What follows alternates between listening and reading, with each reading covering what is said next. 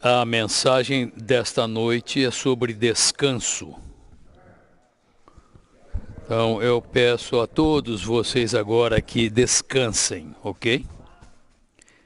Nenhum de vocês deve estar preocupado em nenhum tipo de tumulto interior.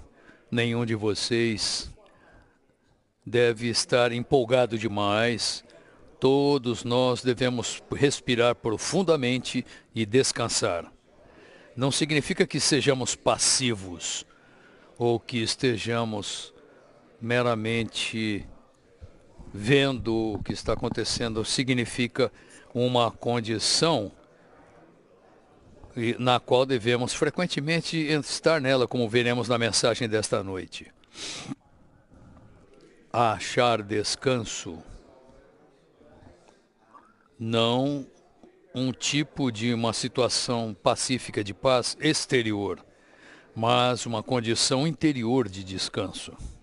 Na verdade, primeiramente, há outro hino que eu gostaria que nós cantássemos. Eu não sabia se teríamos tempo. Se eu soubesse que teríamos mais tempo, eu teria pedido. Não vamos cantar agora, mas quando vocês voltarem, confiram o hino 901. Não, 910, perdão. 910. O fluir. A obra é o transbordar.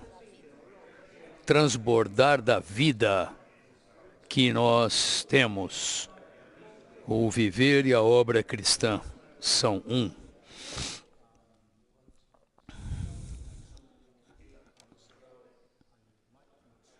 Eu quero que leiamos especialmente duas estrofes, as estrofes 3 e 4, que tem muito a ver com a mensagem desta noite. A estrofe 3 diz: não é humana atuação, mas de poder eterno. Não é labor exterior, mas um vigor interno. Não é questão de só fazer, mas vida confessando. Não é agir para a glória ter. Nós vamos encontrar essa palavra de laborar para o nosso sucesso, para ter glória, mas Cristo expressando. Estrofe 4, os nossos planos, metas vãs, abandoná-los vamos, para que Deus possa trabalhar somente o seu plano.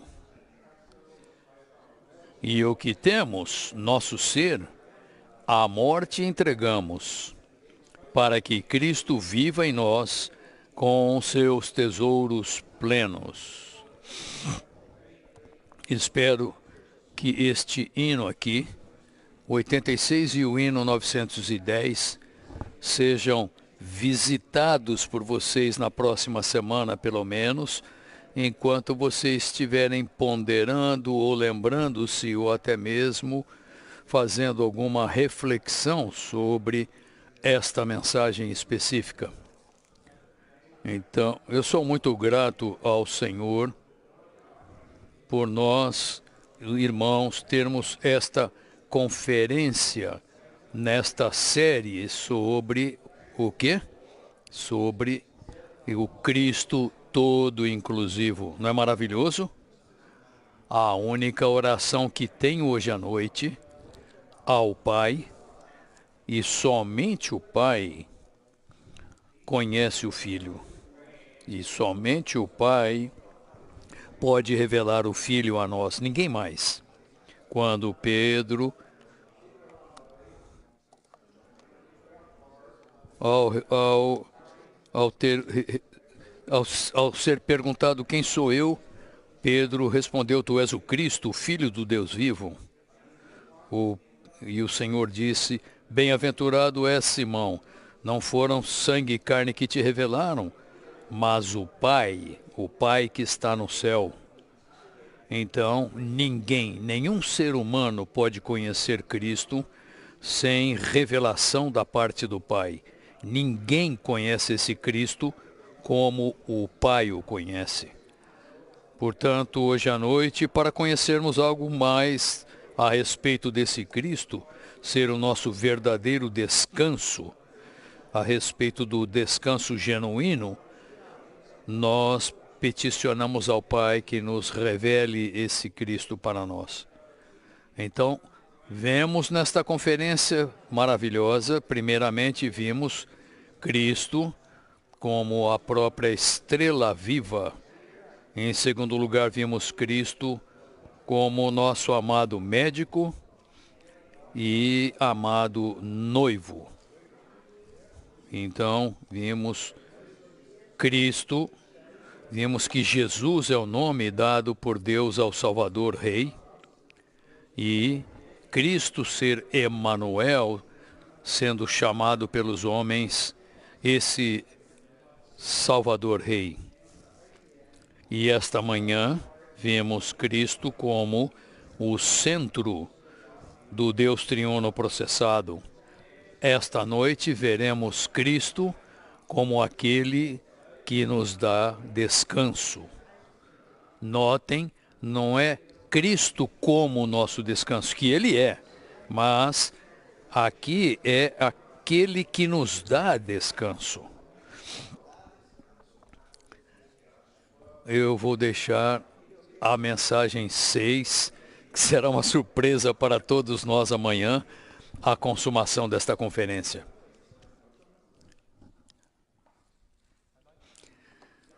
Esta noite quero ler duas passagens para vocês. É importante ler da palavra de Deus enquanto entramos nessas coisas. A primeira passagem, obviamente, é Mateus, capítulo 11, versículos 28 a 30. Devemos saber isso de cor, mas de qualquer maneira, eu quero chamar a atenção a isso novamente, a essa passagem. Vinde a mim, todos os que estáis cansados e sobrecarregados, e eu vos darei descanso. Tomai sobre vós o meu jugo, e aprendei de mim, porque sou manso e humilde de coração, e achareis descanso para a vossa alma. Pois o meu jugo é suave, e o meu fardo é leve. Essa é uma mensagem do Evangelho muito popular, certo?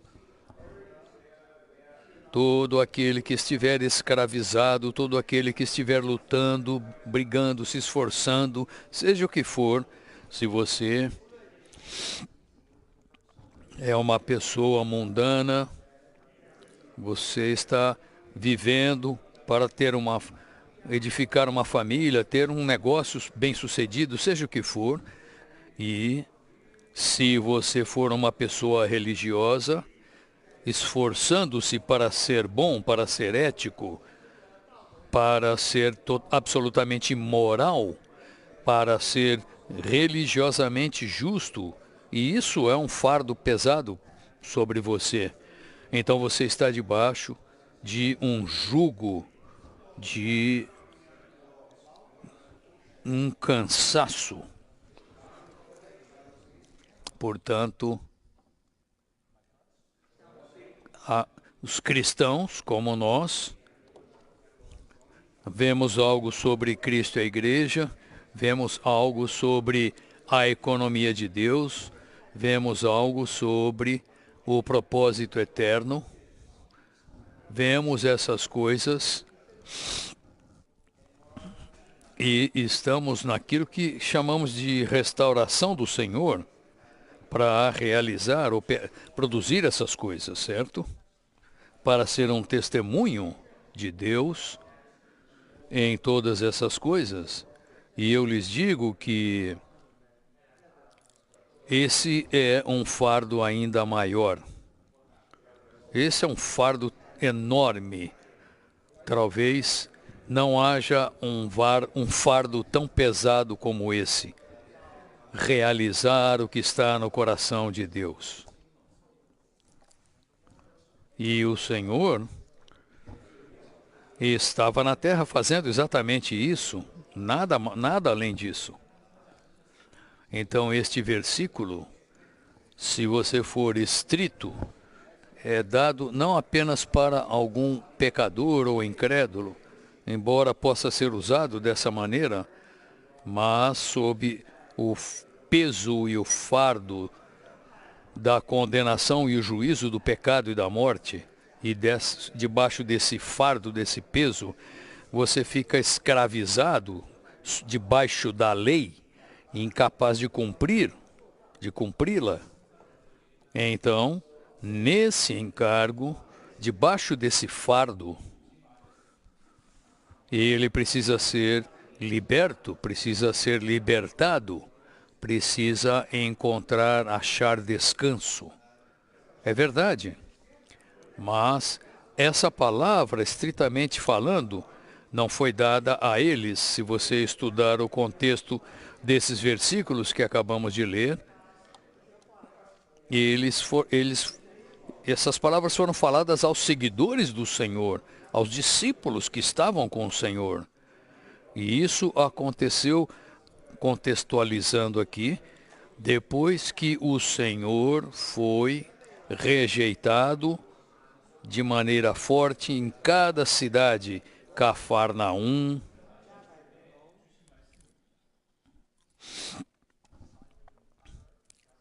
Tiro e Sidom, em diversas cidades, a cidade inteira o rejeitou. Então, aquilo foi quando o Senhor exaltou o Pai. Exaltar significa que você não apenas elogia alguém, mas você elogia com um reconhecimento significativo. Não é meramente louvar o Senhor, mas você louva o Senhor com um certo entendimento, com um entendimento profundo, um conhecimento de quem era o seu Pai. Com isso, ele exaltou o Pai. E então foi aí que em num versículo curto, você pode dizer que com a ajuda deste ministério maravilhoso, toda a economia de Deus foi revelada. Apenas nesse versículo, todas as coisas me foram entregues pelo meu Pai, e ninguém conhece plenamente o Filho senão o Pai, e ninguém conhece plenamente o Pai senão o Filho, e aquele a quem o Filho quiser revelar. Se você quiser saber mais sobre isso, vá ao livro O Viver de Homem-Deus, e vocês podem ver aí sobre o versículo 27.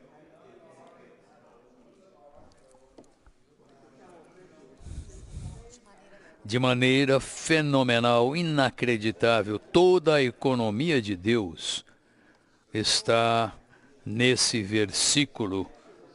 É claro, a nossa função hoje à noite não é entrar nisso, mas antes disso houve aqueles que rejeitaram, aqueles que caluniaram, e o Senhor Jesus então, ele orou ao Pai, exaltando o Pai, chamando-o de Senhor do céu e da terra, declarando todas essas coisas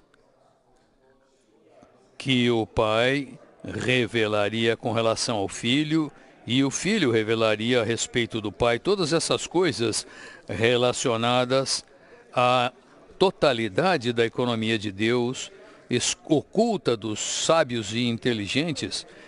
Em outras palavras, aquele próprio povo que o rejeitou, eles são aqueles que o rejeitaram, pessoas inteligentes, sábias, corretas, mas não viam nada, não sabiam nada.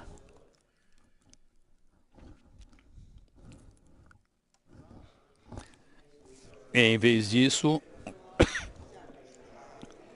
essas coisas que o Senhor disse, revelou às crianças. Quando eu olho aqui para todo mundo, eu vejo como criança. Você não prefere ser criança, ser bebê? Porque é para esses que o filho revela essas coisas e o pai também. Então o Senhor voltou-se daquela oração de exaltação para quê? Para ensinar. O Senhor sempre aproveita certa ocasião como um momento de ensino. E ele fez isso aqui. Eu já li o versículo 27. E depois desse ensinamento maravilhoso, o Senhor fez algo além. Ou seja, ele fez um chamamento.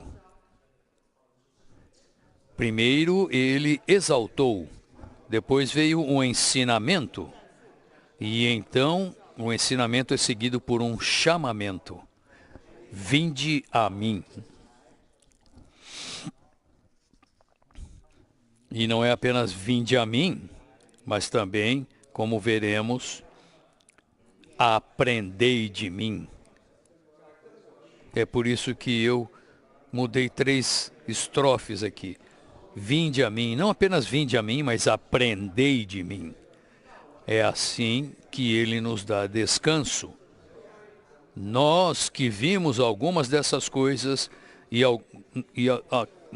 aqueles de nós que estão se esforçando para realizar essas coisas, o chamamento é para ir a ele.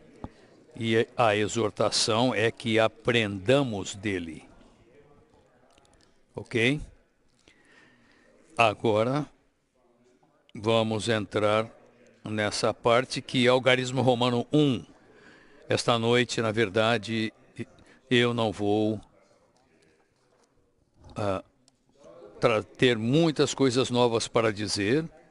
Eu acho que vou gastar tempo apenas para ler lentamente esse esboço. E quero dar outra missão a vocês, que esta noite eu conversei com o irmão que preparou esse esboço. Eu falei, irmão, eu aprecio profundamente você por ter escrito esse esboço que me foi dado para dar a mensagem. Eu disse, simplesmente por ler o ministério, para preparar isso dessa maneira maravilhosa, eu disse, eu fui refrescado, fui suprido, fui profundamente nutrido. Não apenas isso, ao mesmo tempo, fui totalmente iluminado, exposto e calibrado ao mesmo tempo. Eu disse, irmão, esta mensagem que você me deu para compartilhar foi feita para mim. Primeiramente para mim, não para os santos, mas para mim. E eu falei sério, do fundo do meu coração. Nesses dias que tenho me preparado para isso, repetidas vezes, o Senhor falou comigo. E o que Ele falou a mim, agora eu me esforço para falar a vocês. Ok? Então, o Algarismo Romano 1 é o versículo que lemos. Estar cansado aqui, estar cansado. Se você estudar o grego um pouquinho, você descobrirá que isso aqui se refere a um trabalho pesado. Trabalho pesado, não é mero trabalho. É você trabalhar até estar exausto. Isso é um encargo pesado que você carrega, esse labor, esse esforço. Temos essa ideia quando o Senhor diz, vinde a mim, vos darei descanso. Isso é maravilhoso. Oh, o Senhor não quer que eu trabalhe tão duro, Ele quer me dar descanso. Bem, por favor, não tome esse versículo como uma desculpa para você relaxar. A mensagem do Senhor aqui não é essa, ok? Esta é uma palavra reservada para aqueles que trabalham duro, para aqueles que se cansam de trabalhar e que estão sobrecarregados. Estar cansado aqui não se refere apenas ao esforço para guardar os mandamentos da lei e preceitos religiosos, e inclui isso. Todo aquele que se esforça para ser bom, para guardar a lei mosaica, para guardar os mandamentos de Deus, sabe que se você estiver se esforçando verdadeiramente para fazê-lo, você entenderá o que é essa palavra, estar cansado. E guardar todo tipo de preceitos religiosos, mas também a lutar para ser bem-sucedido em qualquer obra. Quem se esforça assim está sempre profundamente sobrecarregado.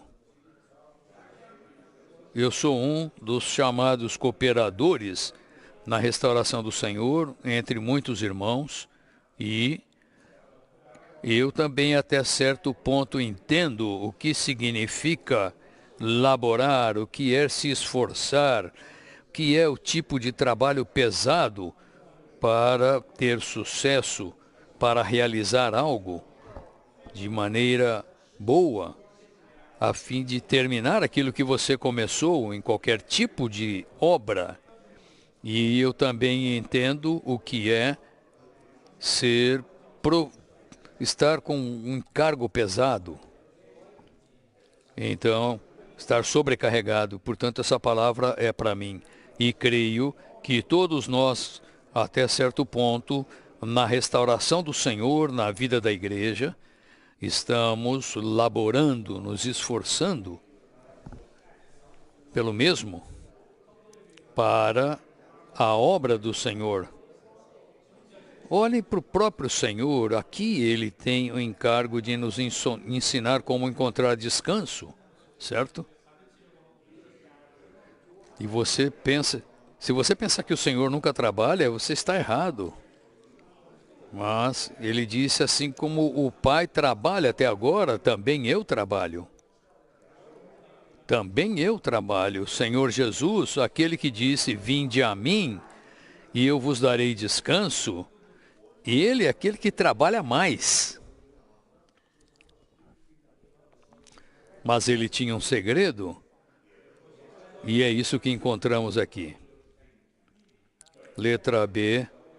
Após ter exaltado o Pai, reconhecendo os seus caminhos e declarando a economia divina, o Senhor chamou esse tipo de pessoas para que fossem a Ele a fim de obter descanso. Então, esta noite eu estou pregando o Evangelho, mas não a pecadores, com esse encargo. Esta noite estou pregando aos santos, estou pregando a mim mesmo. Os que estão aqui na restauração do Senhor, sobrecarregados para viver uma vida cristã normal, para ser um vencedor, para produzir a economia de Deus, levar a cabo a economia de Deus e produzir a Nova Jerusalém. Isso são coisas pesadas, são coisas impossíveis ao homem para fazer por si mesmo e em si mesmo. E para isso, precisamos desse evangelho da parte de Cristo. Ele está chamando esse tipo de pessoa para ir a Ele, para ter descanso. Como me tocou isso, irmãos e irmãs. Enquanto eu me preparava para essa mensagem, eu senti o Senhor chamando esse tipo de pessoas, e eu sou um desse tipo de pessoas, para ir a Ele, para ter descanso. Eu precisava disso, eu precisava muito disso. Letra C. Descanso refere-se não somente a ser libertado do cansaço e peso da lei ou religião, ou peso de qualquer obra ou responsabilidade, mas refere-se também à paz perfeita e satisfação plena. Então, descanso falado aqui pelo Senhor não é simplesmente eu não tenho fardo, eu não tenho que trabalhar, está tudo bem comigo. Não. Esse descanso significa mais do que isso. Esse descanso significa paz perfeita, satisfação plena. Eu tenho uma pergunta a todos que trabalhamos para o Senhor. Sim, somos fiéis, sim, somos diligentes como deveríamos. Sim, nós laboramos, sim, nós trabalhamos. Frequentemente eu falo aos de tempo integral, eu vou trabalhar até morrer. Eu vou morrer servindo ao Senhor de certa maneira, de alguma maneira. Isso é bom, mas é possível que nós, que carregamos a responsabilidade da obra do Senhor, não tenhamos paz perfeita. Não tenhamos satisfação plena. E veremos que esse é um princípio divino muito importante na obra de Deus, que eu tenho que admitir que frequentemente eu negligencio. Para o meu próprio prejuízo, porque não é isso que Deus quer. Como você faz isso? Se esforçando, suando, trabalhando duro, laborando, mas ainda assim tendo paz perfeita, genuína e satisfação plena. Não é à toa que o Senhor disse: aprendei de mim. Todos precisamos aprender, irmãos e irmãs, precisamos ter um novo aprendizado de como ser iguais ao Senhor, a tomar o seu jugo sobre nós. Tomar o jugo do Senhor é tomar a vontade do Pai. Esse é o pensamento central aqui, que o ministério abre. Apenas esta linha abre tudo, certo? Apenas esta linha. O que é esse jugo? Esse jugo não é o pecado, esse jugo não é a morte, esse jugo não é Satanás e a escravidão. Esse jugo é chamado vontade do Pai.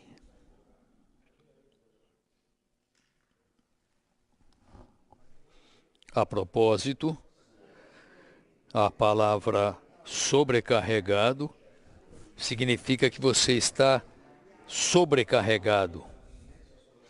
Você tem 100 quilos sobre os ombros. Você está muito carregado com peso, com fardo.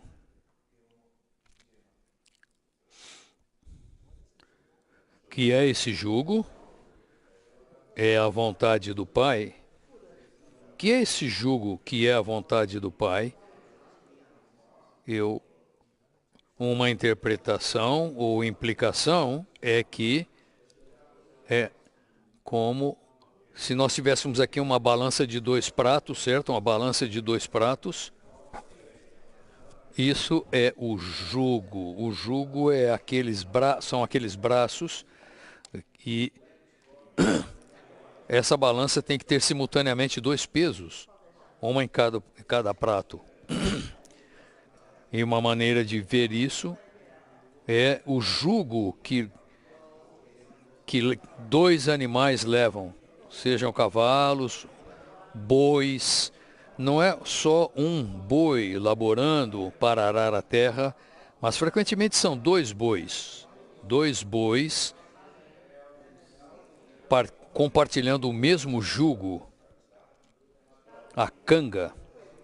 Quando esse entendimento veio a mim, o meu queixo caiu e eu disse: como? Como pode ser? Tomai o meu jugo. Esse jugo é chamado de meu jugo. Não é o jugo, o seu jugo. É o meu jugo. Vocês veem isso, irmãos? Esse é o jugo de Jesus. Esse é o jugo do Filho de Deus. Esse é o jugo do Filho do Homem. Esse é o jugo de Cristo, não o seu jugo. Ele disse: tomai o meu jugo. O que significa isso? Junte-se a mim. Junte-se ao meu jugo. Venha estar debaixo desse jugo, dessa canga que eu já estou carregando. Você pode se unir a mim e carregá-lo comigo, juntamente comigo. E é assim que é a única maneira desse jugo ser leve. Como esse jugo pode ser suave? Como que esse jugo pode dar paz? Há uma única maneira: que esse jugo não seja seu, mas seja de Cristo. E que você carrega juntamente com Ele. Duas pessoas trabalhando juntas como uma só, carregando o mesmo jugo. Quando eu penso nisso, eu digo: Senhor Jesus, eu te louvo. Senhor Jesus, obrigado. Eu pensei que eu simplesmente tomava o jugo que o Senhor me deu e era por minha conta. Mas eu vi que eu estava errado. O Senhor disse: vinde a mim, eu já tenho esse jugo sobre mim. E o Senhor disse: vem comigo, una-se a mim, eu estou carregando esse jugo, e que você venha carregar juntamente comigo esse jugo que eu já estou carregando. Não é verdade isso? Não é essa a experiência? Quando nós carregamos esse jugo de Cristo, juntamente com Cristo, sendo um com esse Cristo, então e somente então, esse jugo será leve, será agradável, será precioso.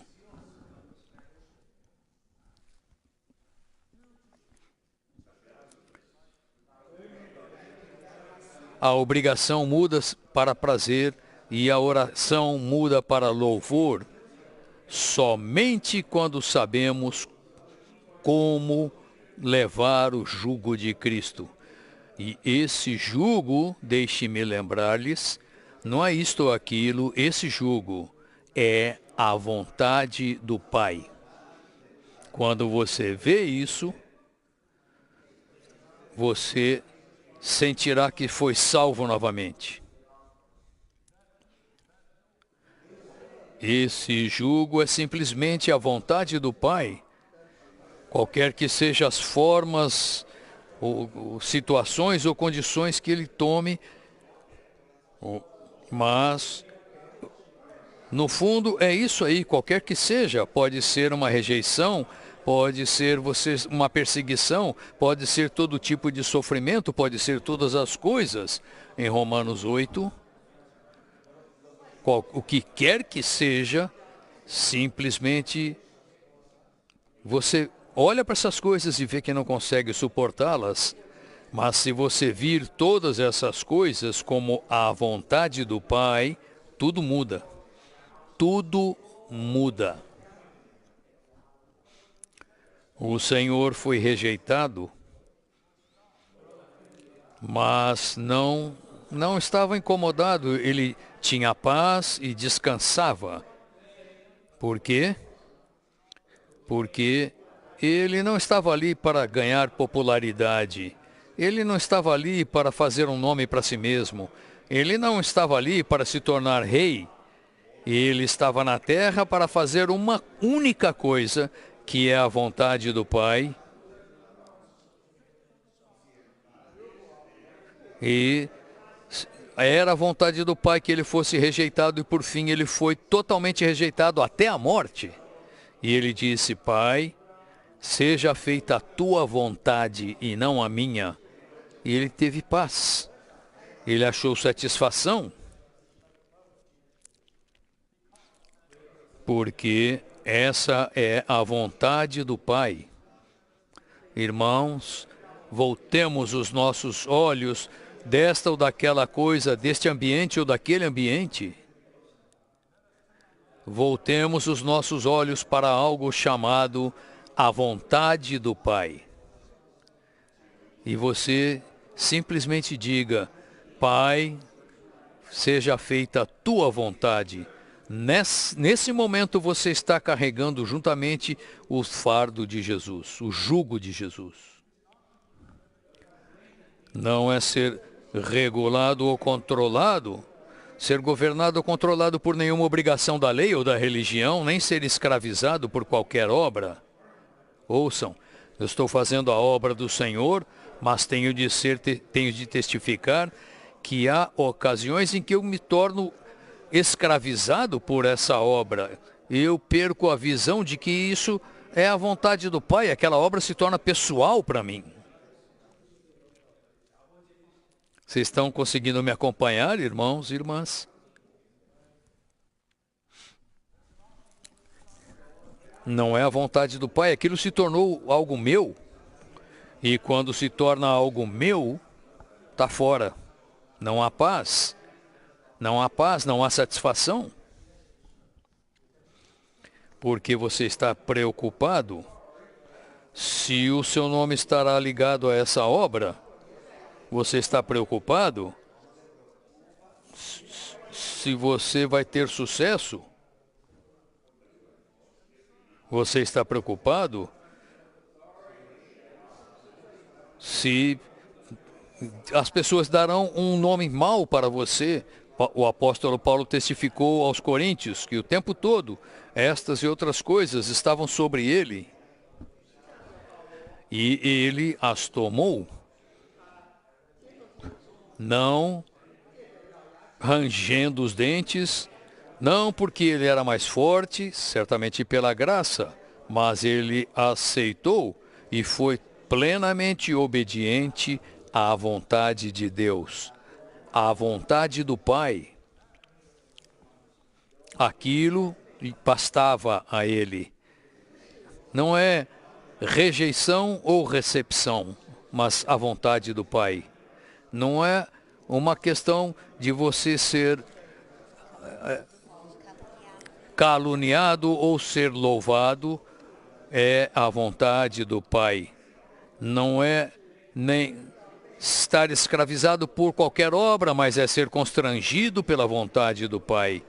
Irmãos e irmãs, aprendamos esta lição para sermos constrangidos pela vontade do Pai, termos encargo pela vontade do Pai.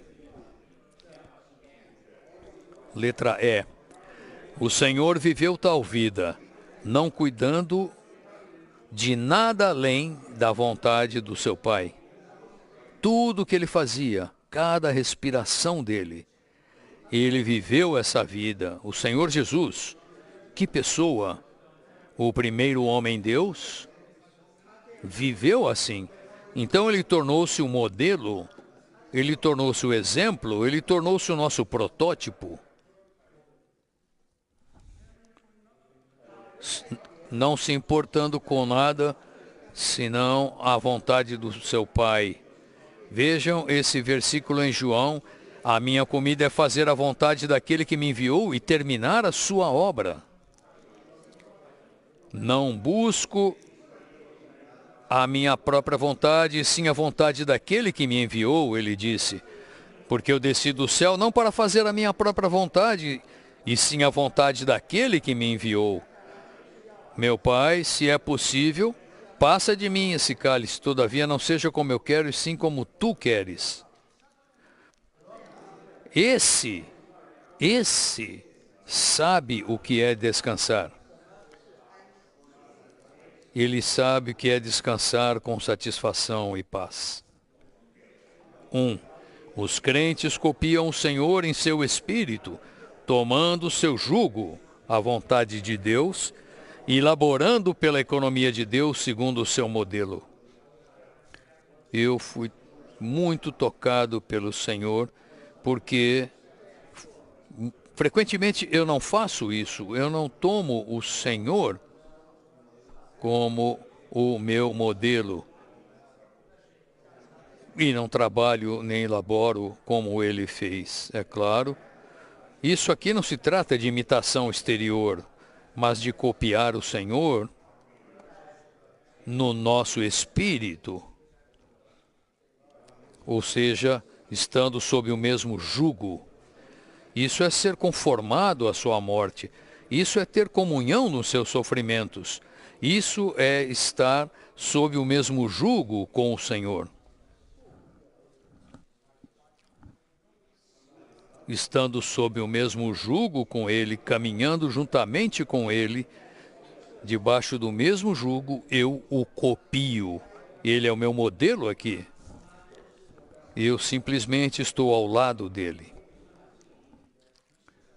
Pedro disse que Cristo sofreu por nós, deixando-nos modelo para seguirmos os seus passos, como o boi que segue o outro boi, passo a passo, no Espírito.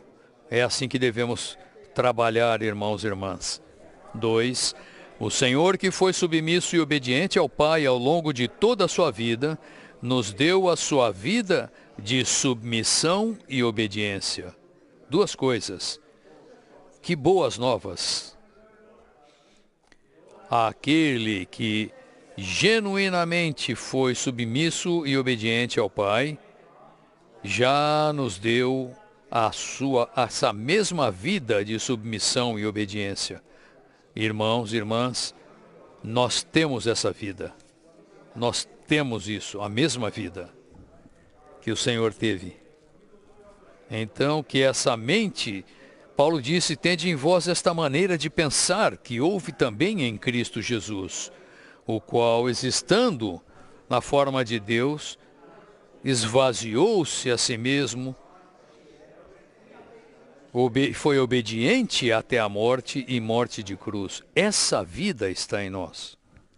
E estamos aqui para seguirmos o modelo dele, para aprendermos a obediência. O próprio Filho aprendeu a obediência, quanto mais nós precisamos aprender a obediência. 3. Cristo foi o primeiro homem-Deus e nós somos os muitos homens-Deus.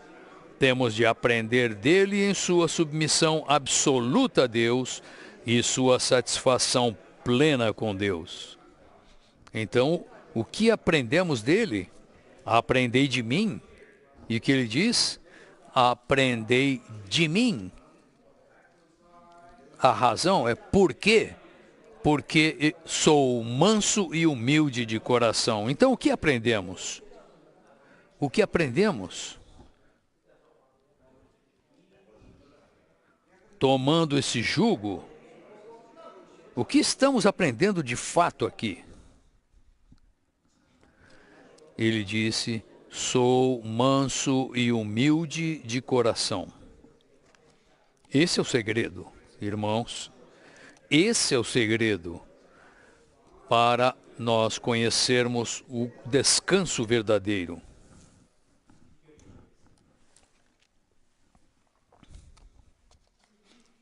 Ser manso, ser suave, ser humilde é o segredo para descansar.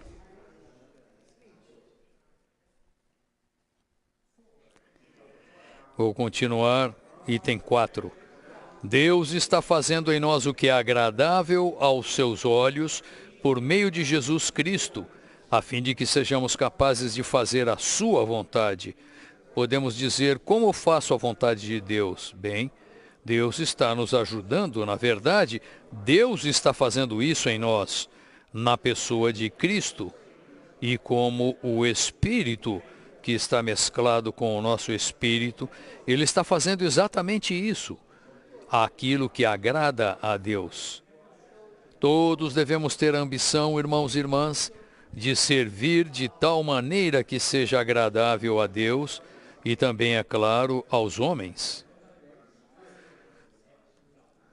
Mas Deus está fazendo isso em nós o tempo todo, Se prestarmos atenção a Ele, se cooperarmos com Ele, se tomarmos o jugo do Senhor, se carregarmos juntamente o fardo, juntamente com Cristo. E em Hebreus capítulo 13, mas em Filipenses, Deus é quem opera em nós, tanto o querer como o realizar, para o seu bom prazer, é o mesmo conceito aqui. Deus está fazendo em nós aquilo que o agrada. Deus está operando em nós agora mesmo o querer e o realizar para o seu bom prazer. Temos esses dois versículos maravilhosos que dizem consistentemente as mesmas coisas. Letra F. Ser manso ou brando quer dizer não resistir à oposição. E ser humilde quer dizer não ter amor próprio. Este é o segredo. Eu sou manso e brando em coração. Significa não há resistência. Todo tipo de oposição que o Senhor Jesus sofreu, não houve resistência.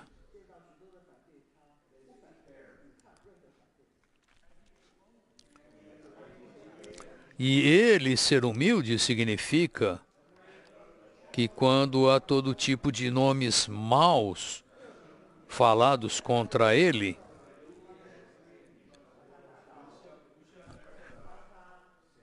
quando deram os piores nomes para ele, ele estava ali. Obrigado, Pai. Uma pessoa sem autoestima, sem expectativa de ter um bom nome, sem a expectativa de ser aprovado por todos. Manso e humilde de coração. Durante toda a oposição que o Senhor suportou, antes desta passagem, o Senhor foi manso.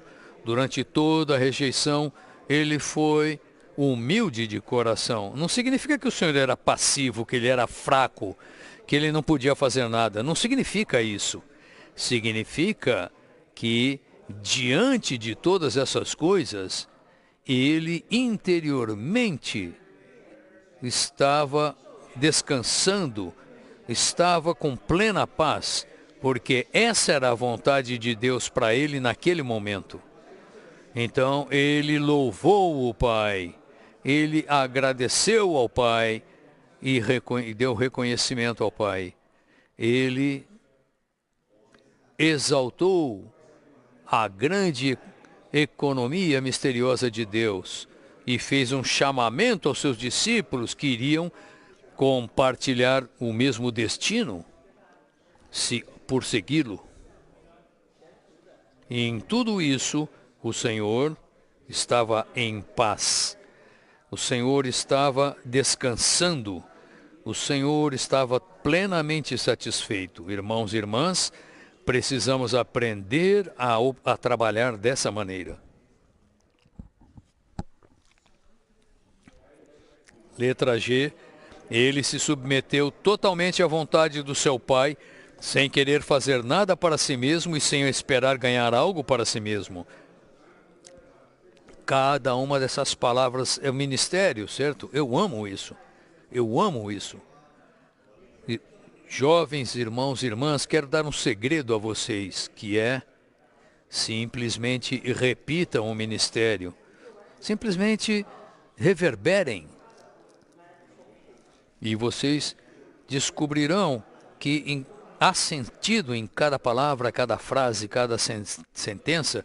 Não se envergonhe de repetir o ministério. Falem o ministério. Façam paráfrases do ministério. Há pedras preciosas, há ouro ali, há algo ali que você não precisa usar as suas próprias palavras. não querendo fazer nada para si mesmo e sem esperar ganhar algo para si mesmo.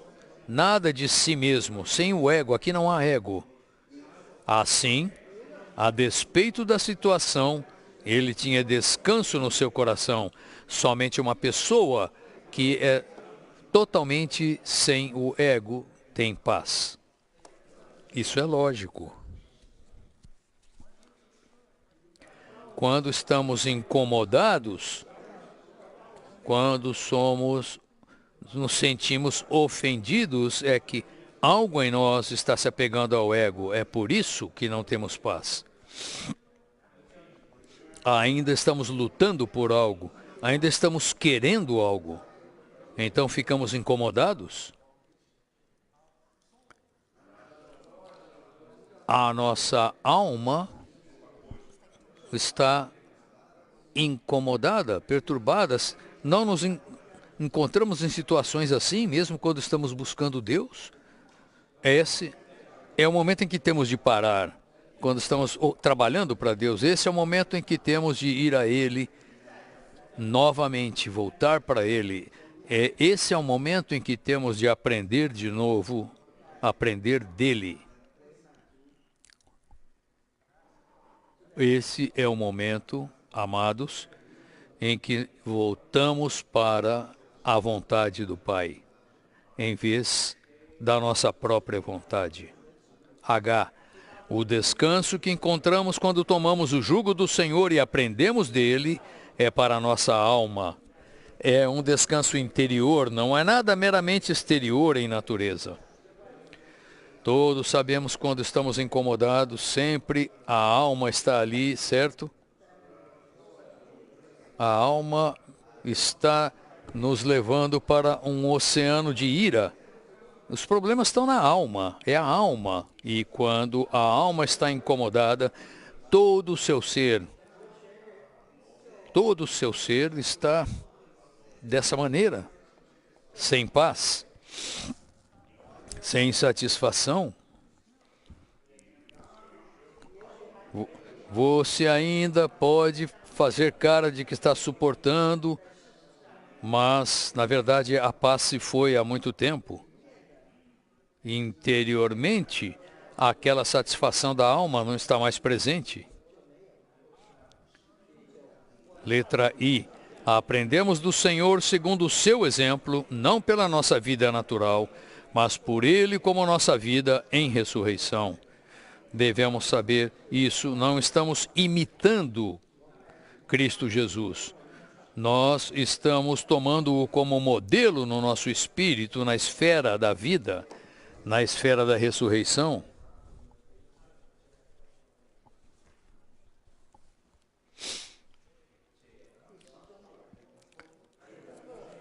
O jugo do Senhor é a vontade do Pai e o seu fardo é a obra de levar a cabo a vontade do Pai. Esse jugo é suave e não penoso. Santos,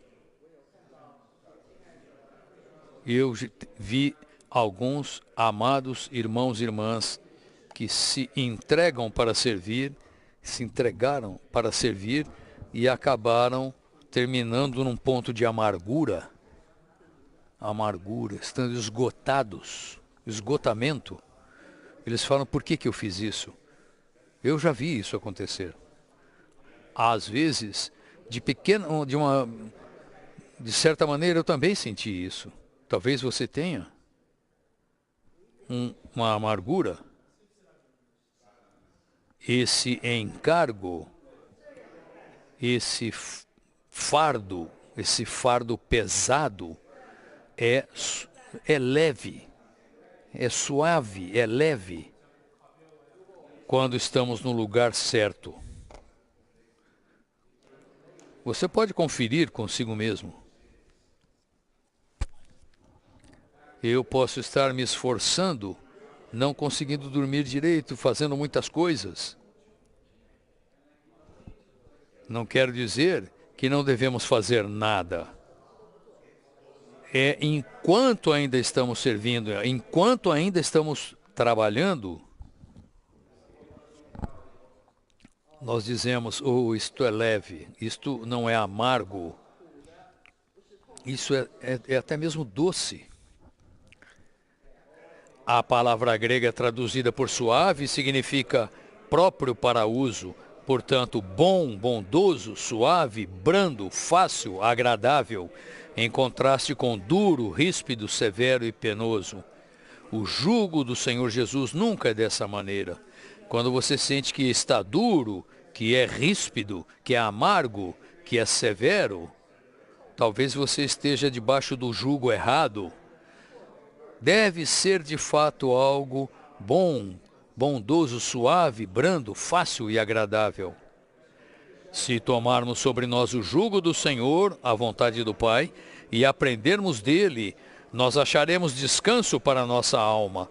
O jugo da economia de Deus é assim. Não há nada que seja um fardo pesado na economia de Deus, mas tudo é um desfrute.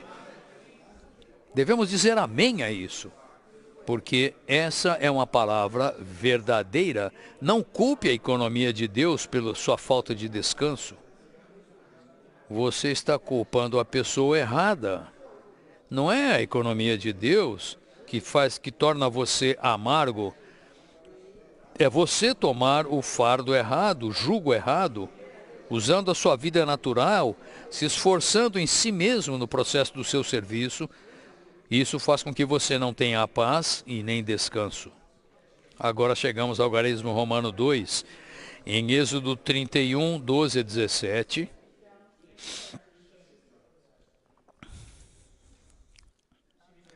Após um longo relato acerca da edificação da habitação de Deus, há uma repetição do mandamento para guardar o sábado, de acordo com Colossenses 2, 16 e 17. Cristo é a realidade do descanso sabático. Ele é a nossa completação, descanso, tranquilidade e satisfação plena. Quero ler rapidamente Êxodo 31, de 12 a 17, para vocês, ok? Por favor, acalmem-se, descansem e ouçam a Escritura. Disse mais o Senhor a Moisés: Tu, pois, falarás aos filhos de Israel e lhes dirás: Certamente guardareis os meus sábados, pois é sinal entre mim e vós nas vossas gerações, para que saibais que eu sou o Senhor que vos santifica. Portanto, guardareis o sábado, porque é santo para vós outros. Aquele que o profanar morrerá. Pois qualquer que nele fizer alguma obra será eliminado do meio do seu povo. 6 dias se trabalhará, porém o 7º dia é o sábado do repouso solene. Santo ao Senhor, qualquer que no dia do sábado fizer alguma obra morrerá. Porque os filhos de Israel guardarão o sábado, celebrando-o por aliança perpétua nas suas gerações. Entre mim e os filhos de Israel é sinal para sempre, porque em 6 dias fez o Senhor os céus e a terra, e ao 7º dia descansou e tomou alento. Então, aqui temos uma porção que, de repente, o sábado foi mencionado depois de muitos capítulos em Êxodo, falando sobre o tabernáculo, a habitação de Deus, detalhadamente. O sacerdócio, os que servem nesse tabernáculo, têm uma parte da mobília, o altar, a mesa dos pães da presença, o candelabro, o altar de incenso de ouro, a arca e assim por diante, tudo isso. Depois de tantos capítulos, de muitos capítulos registrando, e de repente aparece o sábado, surge o sábado, do nada.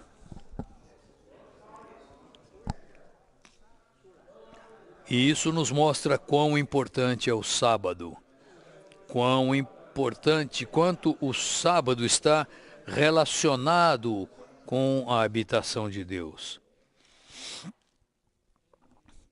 Ambos, na preparação dos materiais, tanto na preparação dos materiais quanto em eles serem erigidos e construídos, e no nosso serviço com aquela mobília do tabernáculo.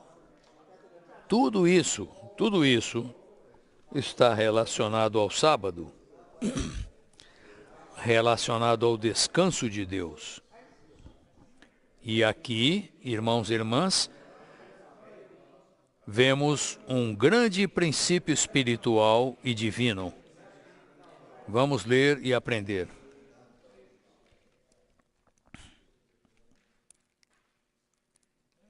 Letra A. O fato de a inserção, isso aqui é uma inserção sobre o sábado, seguir a incumbência sobre a obra de edificação do tabernáculo, indica que o Senhor estava dizendo aos edificadores, falando aos trabalhadores, os obreiros, para aprenderem a descansar com Ele à medida que trabalhassem para Ele. Devemos lembrar das palavras do Senhor em Mateus 16, edificarei a minha igreja, edificarei o meu tabernáculo. Então, o primeiro trabalhador do tabernáculo, na verdade, é Cristo. Aquele que sabe como descansar, como guardar o sábado, ao edificar esse tabernáculo, ao servir nesse tabernáculo. E temos de aprender dele. E agora, em tipologia, isso nos é dado por Deus através de Moisés. Nós que somos cooperadores de Deus para edificar a igreja na terra, precisamos primeiramente aprender a descansar com Ele. E então, ouçam, quando sabemos, então saberemos como trabalhar para Ele. Primeiro descansar e então trabalhar. Não da outra maneira, não ao contrário. Letra B agora. Se sabemos somente trabalhar para o Senhor, mas não sabemos descansar com Ele, agimos de maneira contrária ao princípio divino. Amados santos, não é algo sem importância quebrar os princípios de Deus. Às vezes, inadvertidamente fazemos isso. E às vezes, quase que voluntariamente, nós fazemos isso. Temos de ver que há princípios divinos que não devemos violar para o nosso próprio bem. Deus estabeleceu princípios na criação entre os homens e certamente em sua própria obra. Nessa esfera divina e mística há princípios, e aqui há um muito grande que devemos prestar atenção. Precisamos ser refrescados com isto esta noite. Deus descansou no 7º dia porque Ele havia terminado a sua obra e estava satisfeito. A glória de Deus foi manifestada porque o homem tinha sua imagem e sua autoridade estava prestes a ser exercida para subjugar o seu inimigo, Satanás. Desde que o homem expresse Deus e lide com o inimigo de Deus, Deus está satisfeito e pode descansar. Aqui você tem Deus trabalhando durante 6 dias, certo? Recriando a terra, consumando na sua criação do homem no 6º dia. Então você tem Deus trabalhando duro, Deus trabalhando laboriosamente no 6º dia, e no 7º dia Ele terminou a sua obra. Então, Ele estava feliz, estava satisfeito e descansou. Por quê? Não foram apenas a lua, as estrelas, os animais, os planetas, todas essas coisas. O céu é para a terra é para o homem. Tudo da criação de Deus é para o que o homem exista na terra, neste universo, para o seu propósito. Ser feito à sua imagem, segundo a sua semelhança, para a sua glória. Para expressá-lo e derrotar o inimigo de Deus. E Deus fica satisfeito. Deus estava satisfeito, então ele pôde descansar no sétimo dia. Esse é um ponto importante a lembrar. 2. Posteriormente, o sétimo dia foi comemorado como o sábado. Então, o sábado é o sétimo dia para Deus. É o sétimo dia de Deus, do seu descanso. Mas sabe, esse é o primeiro dia do homem. Amém? Amém! O sétimo dia de Deus é o nosso primeiro dia. Vocês agora, se você souber o significado disso, você não vai apenas falar amém, você vai pular e dizer amém. Não precisam fazer isso aqui agora.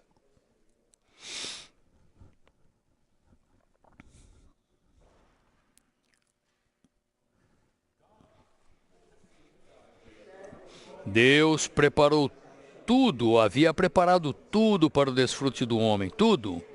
O oxigênio, tudo. Ele preparou tudo para o desfrute desse homem. Após o homem ser criado, todas essas coisas estavam ali não apenas para sustentar o homem, mas para a satisfação dele. Aquele primeiro dia que o homem estava ali, ele não tinha nada para fazer. Que tal isso como o nosso primeiro dia? O nosso primeiro dia é um feriado. Vocês gostam disso? O primeiro dia é o Thanksgiving, dia de ação de graças.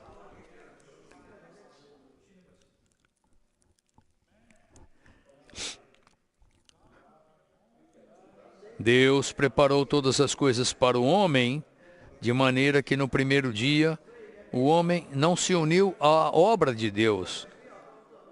O homem tem de trabalhar, mas ele não começou trabalhando. Deus é quem começou trabalhando. Ele queria que o homem aprendesse a desfrutar aquilo que ele fez para o homem, a desfrutar tudo que ele realizou para esse homem. Na cruz, sabe quais foram as palavras do Senhor Jesus? No finalzinho, ele disse, está terminado, está feito. E depois disso ele morreu e ressuscitou, e nós ressuscitamos com ele naquele primeiro dia, certo? Porque está feito. Aleluia! Está feito. Deus já fez tudo. Tudo que precisamos. Tudo Ele já fez. Nós simplesmente entramos naquilo que Ele realizou. Então o que precisamos fazer é simplesmente louvar o Senhor. Aleluia! Está feito. Não temos esse hino?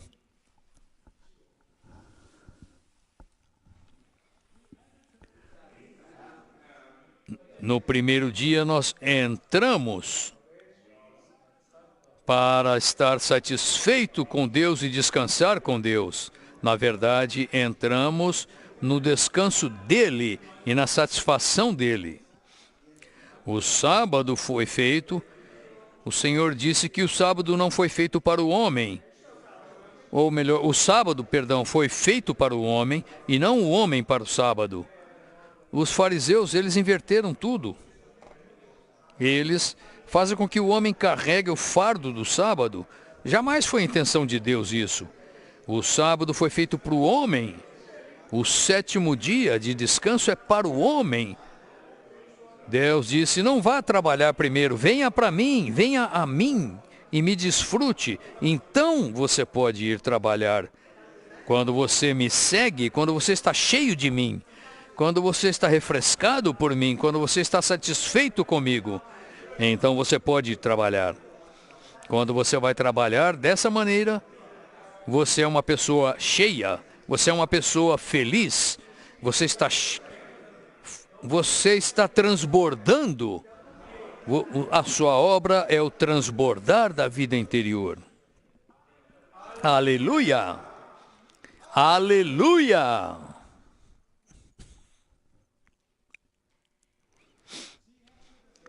C. Êxodo 31:17 diz: Em 6 dias fez o Senhor os céus e a terra, e ao 7º dia descansou e tomou alento. Não apenas descansou, mas ele tomou alento, ele se revigorou. Hoje você pode me dar uma Coca-Cola, um Dr. Pepper, ou um chá gelado, ou um chá doce. Isso é chamado de refresco. Você pode descansar, mas não estar refrescado. Então eu entro no avião, aperto um botão, aí eu descanso. Mas a aeromoça não vem nunca. Porque o voo era curto demais. Então relaxa. Nada. Eu estava descansado, mas sem um refresco. Mas Deus no 7º dia descansou e se refrescou, tomou alento, se revigorou. Também isso aconteceu com Adão e assim deve ser conosco. O sábado não era somente um descanso para Deus, mas também um refrigério para ele. Deus foi refrigerado, talvez ele estivesse dançando. Deus estava desfrutando desse homem que ele havia criado. Ele estava se desfrutando. Ele estava desfrutando, se alegrando nessa obra de criação. Ele gastou 7 dias. Quando Deus gasta 7 dias, é melhor que seja bom, certo? 7 dias sólidos. Não fala que ele dormia 24 horas por dia? Finalmente, lá está Adão, como ele estava feliz. Adão tornou-se a sua comida, assim como Deus tornou-se a comida de Adão.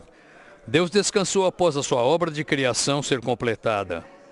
Ele olhou para as obras das suas mãos, para os céus, a terra e todos os seres vivos, especialmente para o homem, e disse: muito bom, excelente, superbo, excelente, muito bom. Deus foi revigorado com o homem. Deus criou o homem à sua própria imagem com um espírito, a fim de que o homem pudesse ter comunhão com ele. O homem, portanto, foi o refrigério de Deus. Eu sou o chá doce de Deus.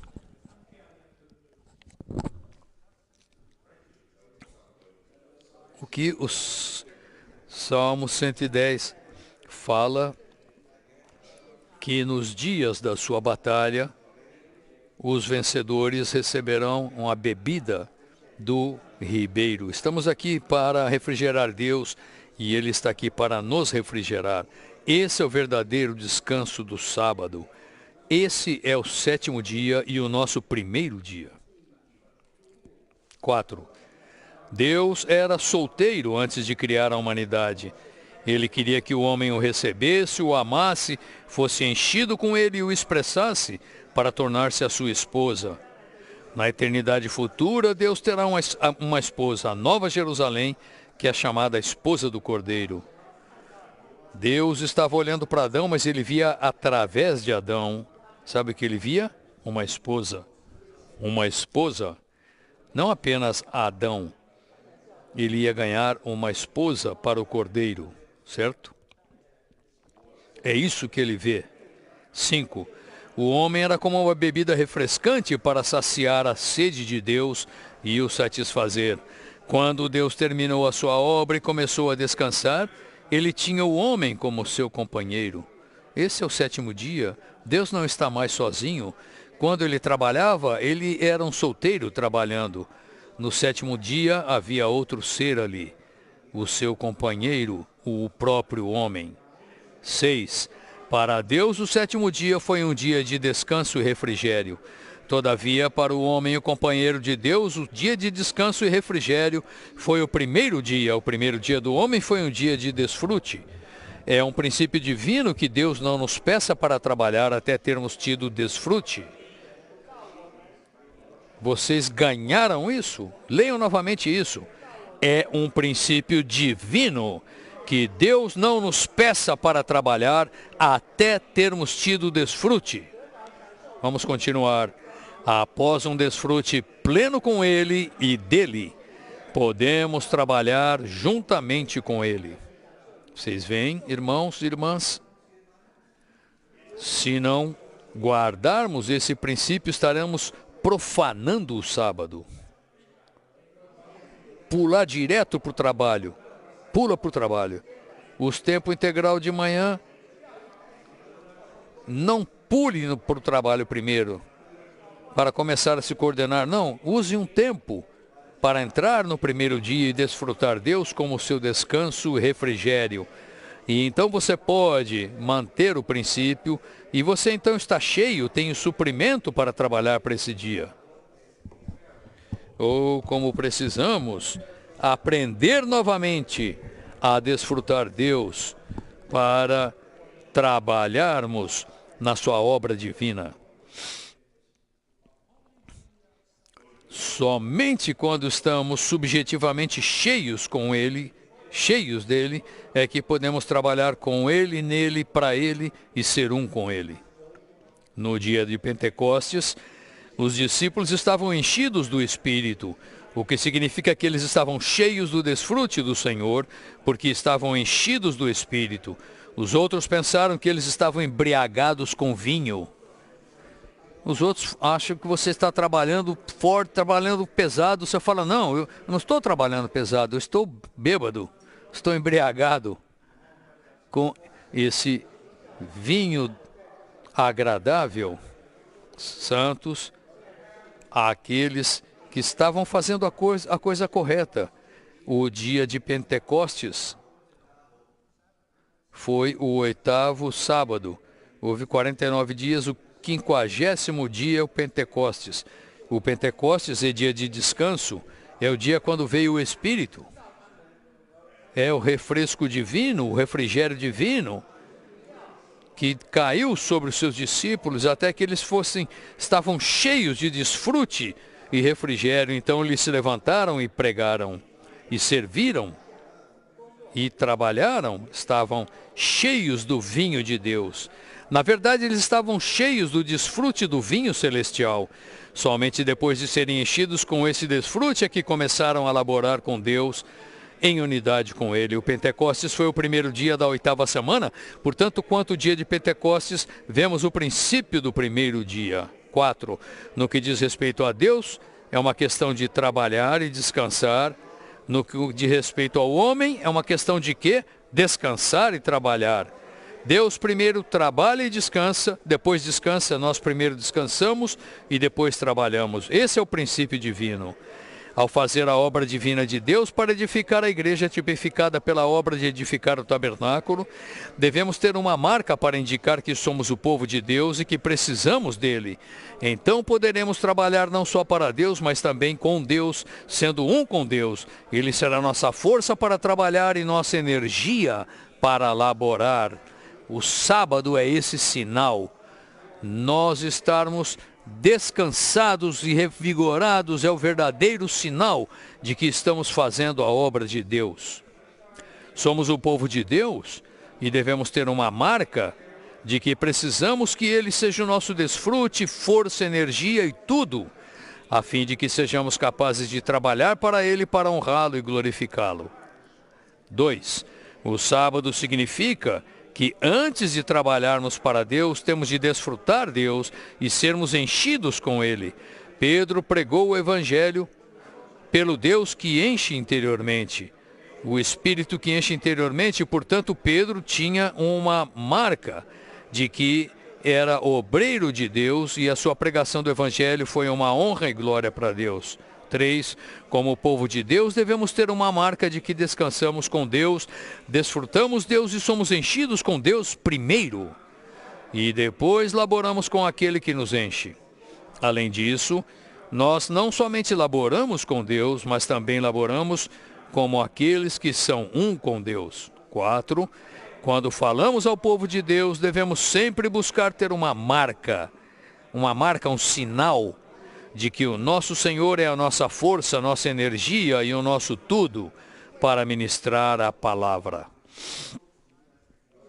Hoje à noite, se eu não estiver descansado e revigorado, eu não conseguiria ministrar e falar. Amém? F. Guardar o sábado é também um acordo, uma aliança eterno, que garante a Deus, isso é garantir a Deus, que seremos um com Ele, primeiro ao desfrutarmos dele e sermos enchidos dele, e depois ao laborarmos para Ele, com Ele e em unidade com Ele. É algo sério laborarmos pelo Senhor sozinhos, sem assimilá-lo e desfrutá-lo ao bebê-lo e comê-lo. É sério isso, irmãos. Laborar separados de Deus, sem Deus, você tem o seu próprio esforço, a sua própria sabedoria, a sua esperteza, certo? O seu ego. Deus não quer isso. Ele disse, vinde a mim, tome o meu jugo. Uni-vos a mim. Sejam um comigo enquanto vocês servem. À medida que falava no dia de Pentecostes, Pedro interiormente participava de Jesus, bebendo-o e comendo-o. G. O sábado também é uma questão de santificação, quando desfrutamos o Senhor e depois trabalhamos com Ele, para Ele, sendo um com Ele, espontaneamente somos santificados, separados para Deus de tudo que é comum e saturados com Deus para substituir tudo que é carnal e natural. H. Na vida da igreja, podemos fazer muitas coisas sem primeiro desfrutar o Senhor. É possível. E sem servir o Senhor, sendo um com o Senhor. Esse tipo de serviço, por favor, notem, resulta em morte espiritual. Essa alma deve morrer. E na perda da comunhão do corpo, ser cortado do povo de Deus. Ser cortado da comunhão do corpo. Quando servimos de maneira natural, quando servimos sem ser enchidos com o Espírito, na verdade, estamos espiritualmente mortos e sentimos que somos cortados da comunhão do corpo. E podemos fazer isso até mesmo na vida da igreja, que o Senhor nos poupe disso. E tudo que está relacionado à habitação de Deus leva-nos a um assunto, ao sábado com seu descanso e refrigério do Senhor. Na vida da igreja estamos no tabernáculo e o tabernáculo nos conduz ao descanso, ao desfrute do propósito de Deus e do que Ele fez. J. A obra de edificação do tabernáculo e de toda a sua mobília, que tipifica a obra do Senhor para edificar a igreja, deve começar com o desfrute de Deus e continuar em intervalos com um refrigério ao desfrutar Deus. Isso indicará que não trabalhamos para Deus pela nossa própria força, mas pelo desfrute dele e por ser um com ele. E isso é guardar o princípio do sábado com Cristo como descanso interior em nosso espírito. 2 tipos de descanso. É o descanso falado em Mateus, que é um descanso constante, regular. Mesmo enquanto estamos carregando o jugo, enquanto trabalhamos, podemos ter descanso em nossa alma. Essa porção de Êxodo expressa o descanso periódico, o descanso cíclico, o descanso em temporadas. Também temos de experimentar isso. Nós trabalhamos, desfrutamos e servimos, e depois de algum tempo sabemos que temos de parar e ser recarregados, certo? E nós, santos, devemos aprender a viver nesses ciclos preciosos, nessas temporadas periódicas de desfrute e refresco, antes de entrarmos num lugar em que laboramos novamente. Vinde a mim, aprendei de mim, e eu vos darei descanso para a vossa alma. Graças ao Senhor. Por favor, orem mutuamente.